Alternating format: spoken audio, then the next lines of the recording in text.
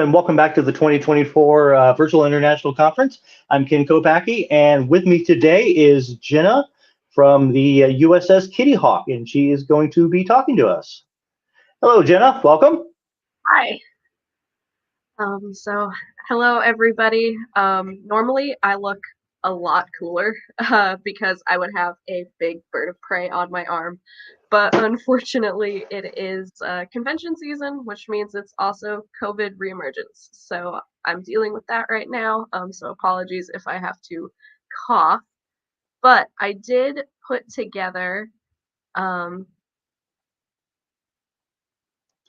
a video that I can share All of our ambassadors. So I'm going to go through this video. The first part is really going to feature Juniper, who I was going to showcase to you all because she is a member of Pet Fleet. So as we meet each of our ambassadors at Piedmont Wildlife Center, that's the group that I'm a part of. I'm just going to kind of share their stories, and then afterwards there's going to be a Q&A. So we work with a lot of wildlife that's injured or displaced. So I thought Juniper would be a great addition to Pet Fleet, because I know in Pet Fleet it talks about animals that kind of help the public in some way. Obviously, she's not a animal that helps with anyone with medical needs, but she does connect people to nature, and she is injured because of human intervention. So she's kind of a great story on both ends, like helping to connect kids with nature, but also sharing an important story of respecting nature. But we'll get to meet some of our other ambassadors well. So kind of a little fun science time with some animals native to the United States, particularly North Carolina. Very exciting. So seeing our video now of Juniper. Juniper, she is with us because she fell out of the nest when she was a nestling, so little gray and fuzzy, and it damaged her right wing.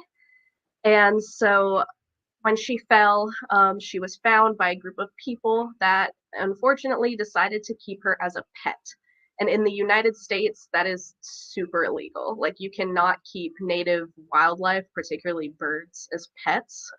You can if you have really special permits for certain animals, but not just anyone can do that. And so they knew it was against the law, so they never took her to the vet to get her wing fixed. So she can fly a little bit. She's going to show that off here in this part of the video. But she can't fly well enough to hunt anymore. So you can see that that wing does always stick out now. The other problem is that she is partially imprinted on people. So she is very friendly. A big part of our programming is, these are wild animals. They are not domesticated. So even though she is very friendly, we still do not touch her. But she doesn't have that fear, which is kind of a major problem if she were to be in the wild, because these are apex predators in North Carolina. So they're not the biggest owl in North America, but they are where we are. And they are our only natural predator of skunks and porcupines because of their size. They're very strong animals. So we wouldn't want something as comfortable as her to be in the wild, because if there was a person, she would walk right up to them. That's really dangerous. And I do kind of literally mean walk in some cases. I have a couple videos of her on here of her just kind of walking around, which is also not really a normal owl behavior. So living with people, she didn't really learn how to be a normal great horned owl. Um, so she walks around sometimes. She also makes a lot of baby calls instead of adult sounds. You see, she's doing a little head bob right now. She's trying to listen.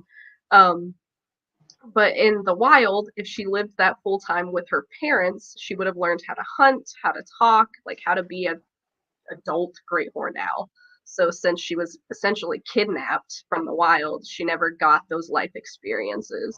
So Juniper does a lot of our programming, particularly with elementary school kids, because it's really amazing to see such a powerful owl, but then to also kind of acknowledge that sometimes people think they're helping, but they aren't always helping with wildlife. So even though we do not do rehabilitation, we try to push for people to contact actual licensed rehabbers before they intervene with wildlife with Juniper's story, because unfortunately A lot of times people think they're helping, but they've actually just kidnapped a baby.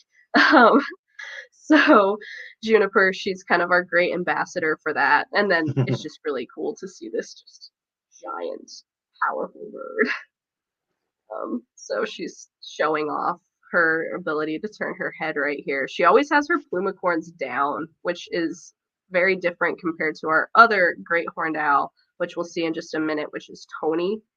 So we have several ambassadors at the Wildlife Center that you'll all get a chance to meet briefly here with She's the videos. gorgeous.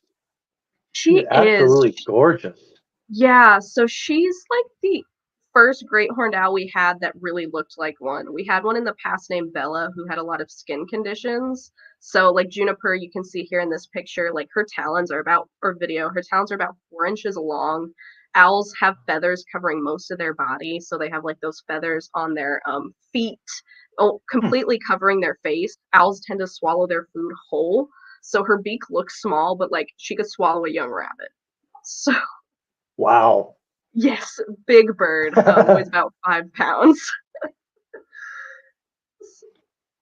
This was from a holiday. We do adopt ambassadors, so people that adopt our birds, they get like videos and stuff from them, and so this was a special holiday one that Juniper did. You could see her pupil control right there when she saw the camera. But looking at the side with the great horned owl, like if you have young kids around where these birds are, the side profile, you can see these stripes that they have. So since they're so large and powerful, they're called like flying tigers of the forest. So they are very impressive. Kind of clicking her beak a little bit. Juniper, those big eyes let you know that she's nocturnal. So a lot of owls that are crepuscular, so active at dawn and dusk, are going to have dark colored eyes. These owls are most active at about midnight. So other owls kind of are active at different times to avoid them because of that. And so you'll see Tony here, he's a little bit smaller. So that's how we sex our birds. Males tend to be smaller than the females. This is when we first got Tony. So this is an example of what I meant by these animals are habituated but not domesticated. Tony was found with an injury to his wing and his head. And unfortunately, some of the people that took care of him early on in the process really pushed his boundaries. So they touched him a lot, which he's a wild animal and we are a big, scary predator. So in his mind, being touched is I might die. So he was very fearful when we first got him, but you can see my boss hand feeding him. Turns out that food is the way to several different animals' hearts. So he's come a long way. Transitioning a little bit, we have Willow here. She is one of our red-shouldered hawks. She's showing off that gaze stabilization. So she's with us. She was hit by a car. That's the reason that most birds end up in facilities like ours. It's actually because of litter. So that's kind of another big take-home message that we have with our ambassadors is avoid throwing out even things like food, because food isn't going to biodegrade on the side of the road. It's just going to attract things like mice and squirrels. So Willow actually caught a squirrel and then got hit by a car. So she can't fly anymore. That's how most birds end up at places like ours. She likes to sit, which is very odd. Maple here is her roommate. So I included this video initially because this is when we first got Maple. So Maple looks very different now. We'll see that in just a little bit. But he was found as a juvenile. He is mostly blind. He was pushed out of the nest by his siblings. So he hit his head, ended up blind. Red-shouldered hawks like Willow and Maple. Very common to the eastern US, not so much central, but there is a small population out in California as well. So you will find these kind of medium hawks around. If you think about our videos of Juniper and Tony compared to these, you can start to see like hawks are built for speed. So they don't have those feathers. They on their feet, they have very pointed faces. So this is Willow. And then you'll see in just a second Maple now with his adult plumage. So that adult plumage develops when they're about 2 to 3. So he's a big boy now. He still makes those baby calls too, since he didn't live with mom and dad. And then his eyes are just always gray, which I hope that doesn't change because it makes it really easy to tell them apart. But he, again, is much smaller than Willow, so we're pretty good at guessing that he's the male and Willow's the female. They have never laid an egg. They might not. Flight displays are really big for birds of prey, so in captivity, a lot of times they just don't because they can't fly around. But our red tails, so this is Katara, they did lay an egg. Now, unfortunately, Wink, Katara's roommate, is a terrible father, so he ate the egg. Oh, no. Yes. But they're the only, I guess, confirmed male-female pair that we have because of the egg. So Katara, she hit a window. That's why she's with us. And then Wink, he was scratched by probably a feral cat. Young hawks just don't have life experience. So just like people, you don't know a lot when you're younger. Same thing is true with the birds. So he probably just picked on a cat thinking he could eat it, but it was too big and it got him in the face. So he is missing an eye. This is Wink. I had to share this video of him though because he loves to eat. He's the most food motivated bird we have. So he's one of the few birds that will just grab food and just really eat it in front of you. Like Tony, we could feed him, but he kind of doesn't love eating when we're around, doesn't like an audience. Wink does not care. He will take the food before you even fully set it down. Now, if you're in North America, red-tailed hawks, they are the second largest hawk here. They are also the most common.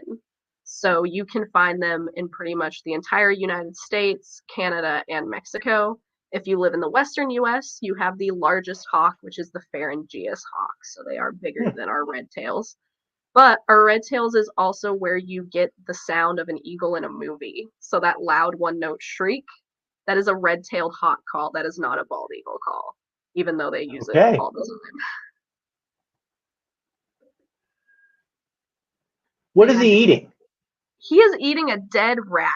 So our birds do not eat live food since they're injured. So they get frozen and then thawed, mice, rats, and chicks. Okay.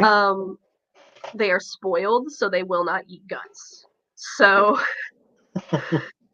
you actually have to gut them, which is something very difficult to explain to volunteers. Most of them, unless they've worked in like a big cat rescue, it's like you've never gut a rat before, I guarantee it. Okay. He's showing off their yawning that they can do. He likes to take his little naps, but they'll also, you saw him holding his foot up like that.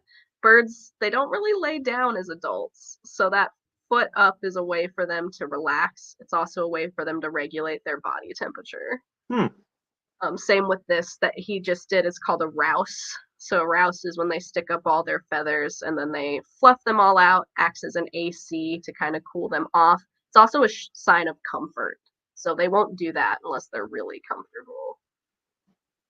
Now we're back to owls. So this is Athena. She's one of our barred owls. Athena and Apollo are both in these videos. Apollo will be next. I'll point him out because it might be hard if you've never seen them to tell them apart. But they are both, again, cases of car accidents. So that litter is a really big thing that we talk about with these birds.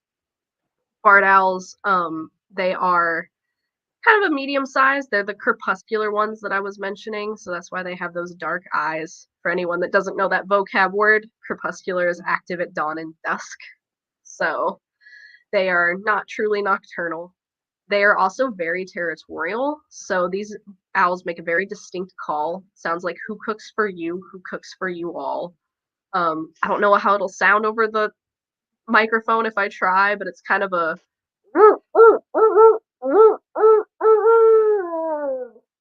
it's a very distinct sound. It was actually used by Harriet Tubman in the Underground Railroad because of how distinct it is.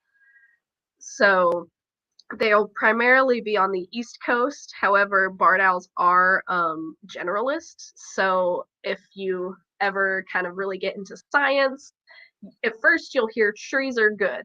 Then you'll learn that woody encroachment is a problem in a lot of places in the US, so particularly in the Midwest.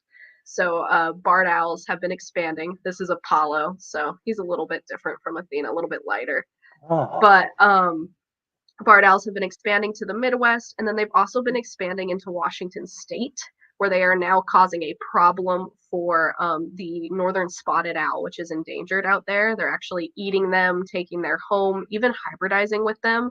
So if you ever pay attention to conservation news in the US, you'll actually hear that the Fish and Wildlife signed off to actually cull barred owls, which Oh. a lot of people are kind of conflicted on right now because they've signed off to kill quite a few. Oh, But wow. they really want to try to protect those northern spotted owls up there in Washington.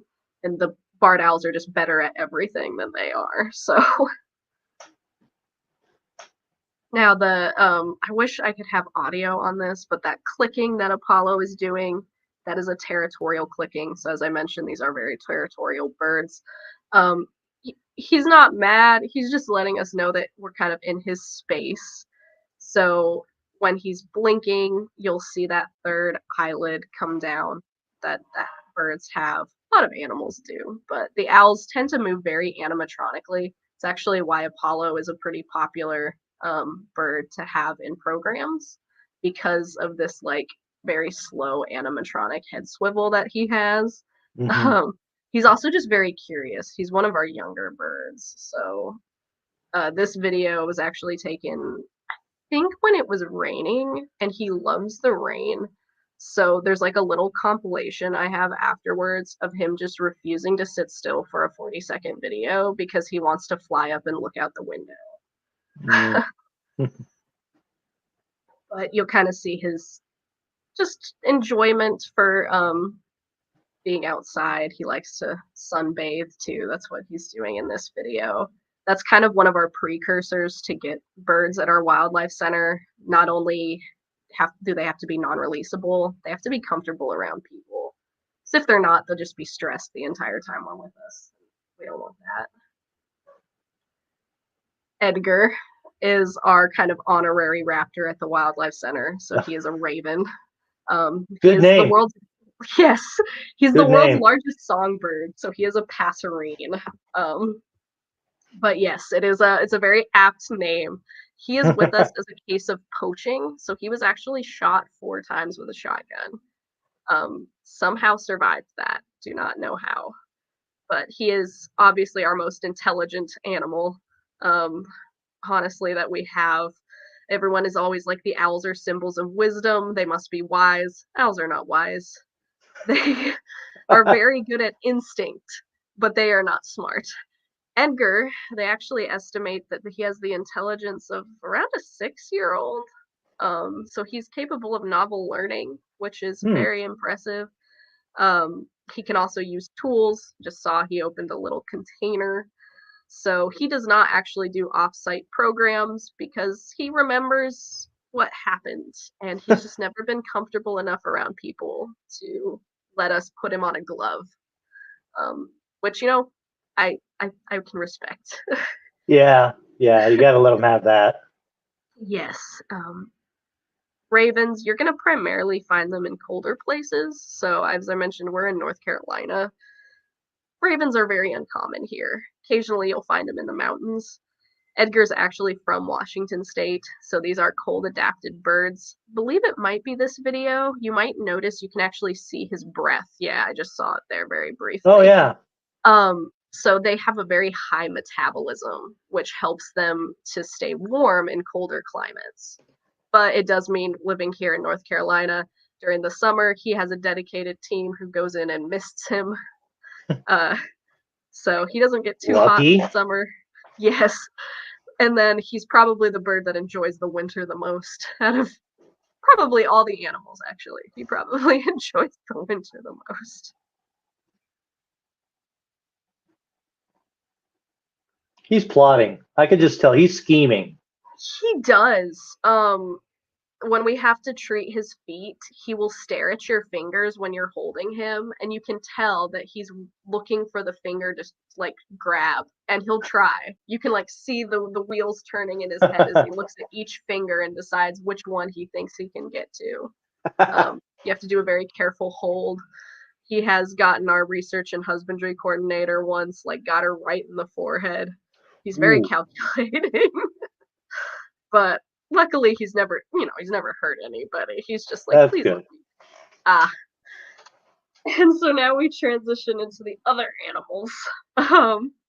This is Pumpkin. I have quite a few videos on Pumpkin. So she is our opossum. None of the animals you're meeting today are rabies vectors. So that is why we can keep Pumpkin the opossum with us. So opossums do not carry rabies. She is really small. She's non-releasable because she's just so tiny. An adult opossum should weigh anywhere 6 to 10 pounds.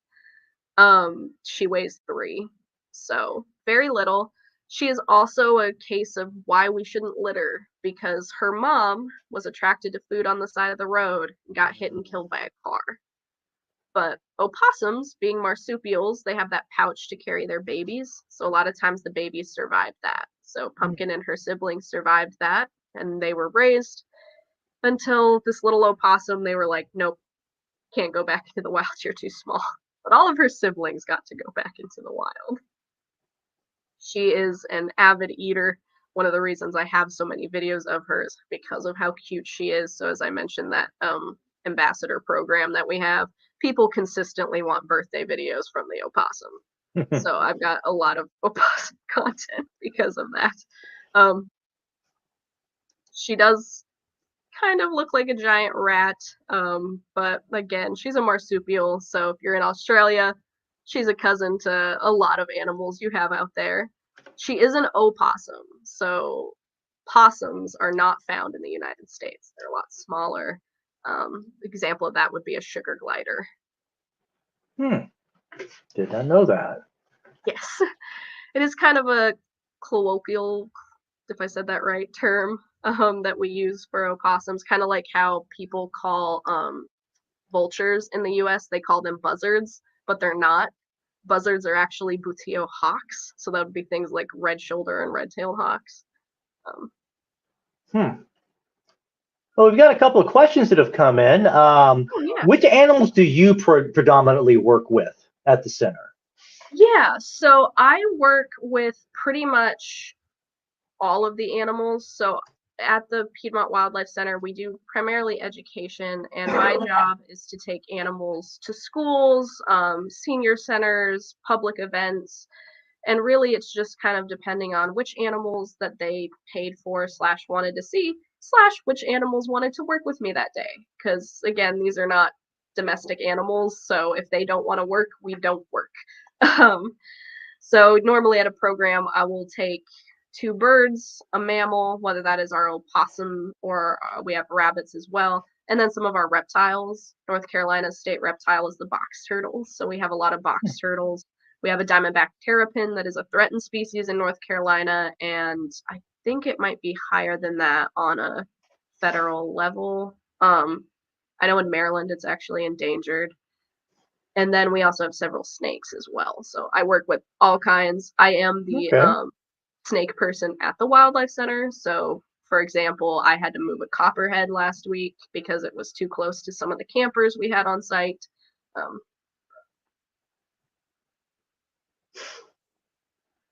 Look at her go. What do opossums typically eat? Saw her chow down a minute ago. Yeah, they are omnivores. They will eat literally anything.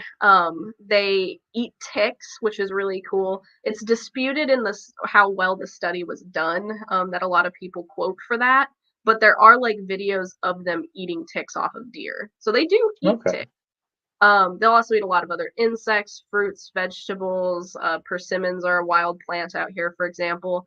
They are one of the few natural predators of venomous snakes in North America because they are immune to the venom, which is really cool because it goes across several species. So in the US, we have our pit vipers, so rattlesnakes, copperheads, cottonmouths.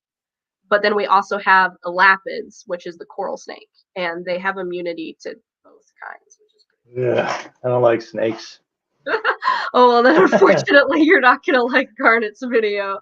He's one of our Well, it's a corn video. snakes. As long as they're not here, I'm okay. Okay. Yeah, I'm fine. Yeah, Oh, what I is only that? have two of the snakes videos on here. So this is Garnet. He's one of our corn snakes.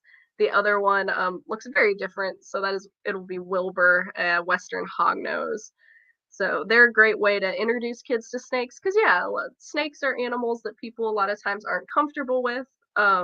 Which I found in programming. Usually it's the adults, so you're in broad company. Kids don't have fear of really anything as far Yeah. as I can tell.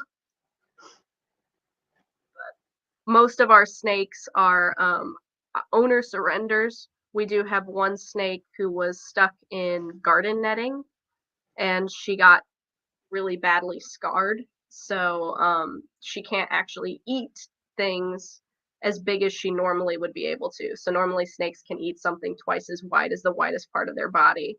She can't do that anymore because of the scarring. Mm. Oh, we've got another question here. What what is the difference between ravens and crows? Ah, yes. So ravens are much larger. That's kind of the first difference. Ravens can have a 5 foot wingspan. Crows Ooh. tend to have about a 3 foot wingspan. Sorry, just one second. And then their kind of life cycle with relationships to others. So crows stay very communal throughout their life. They have the murder of crows, you know. You tend to find them in big groups. Ravens, when they are juveniles, they hang out in big sororities or fraternities, whatever you want to call that, kind of bullying everybody else. Then they become monogamous or solitary.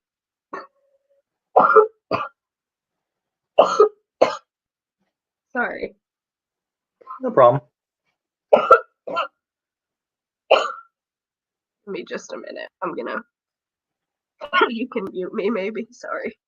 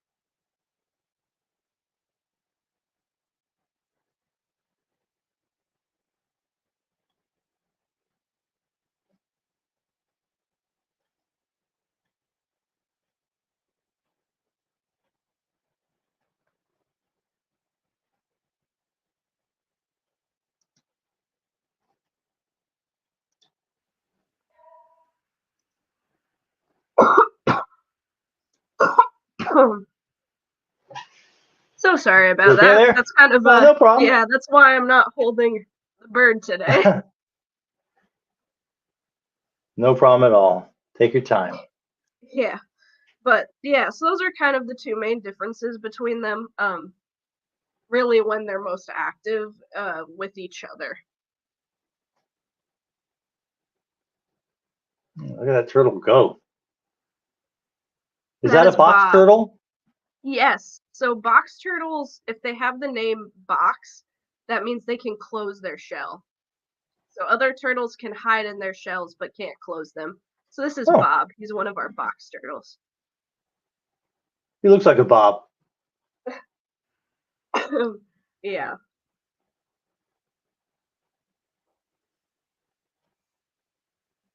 I think earlier there was a brown one that was Shelly, Vinny, and then Bob. So unfortunately, most of these turtles end up with us because they're kidnapped from the wild.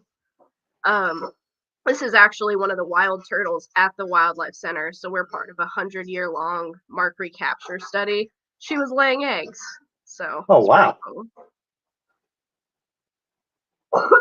That's such an amazing design on the shell.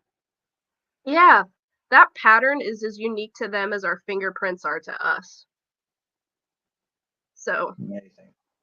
we're actually working to train an AI to recognize turtles. Oh, And then that is Tara, so she is that diamondback terrapin that I mentioned. She basically wants breakfast in that video.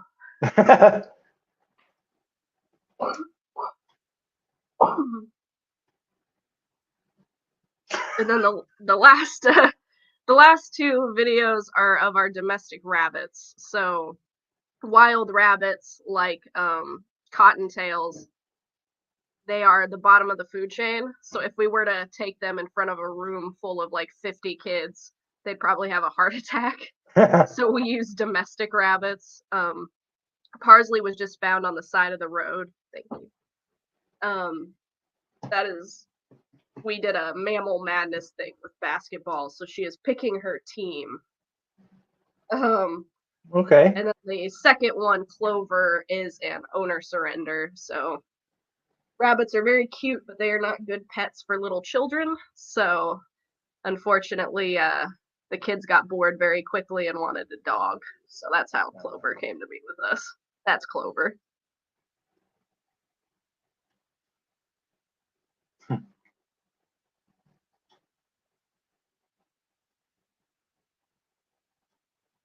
Adorable. She, I can show kids hawks and owls and just really cool things, and the rabbit is always the favorite.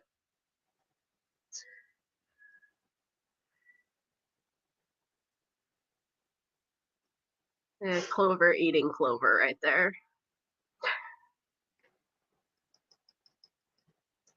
How did you get involved in this? Yeah, so I can close out of this. And then There we go. I got involved with Piedmont kind of through my career path. I was initially a pre-vet student, changed my mind my senior year, and needed some research experience. And so I joined Piedmont through their internship program. Okay. The turtle tracking that they do, that research on the box turtles, was just a really great way to get experience. And then I stuck around as I got my master's. So Okay. I've been around for a while. How long have you been doing it? Since 2019. Okay. Very cool. 5 years. Let's see. Do we have any other questions from the audience?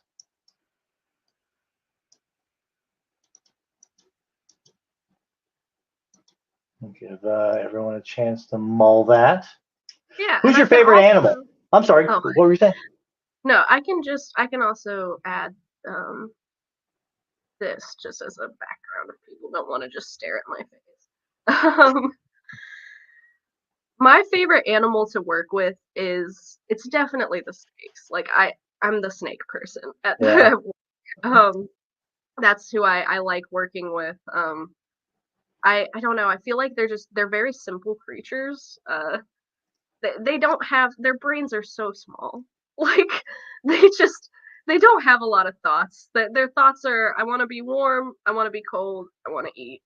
And so working with them is just fun because I relate to all. Okay.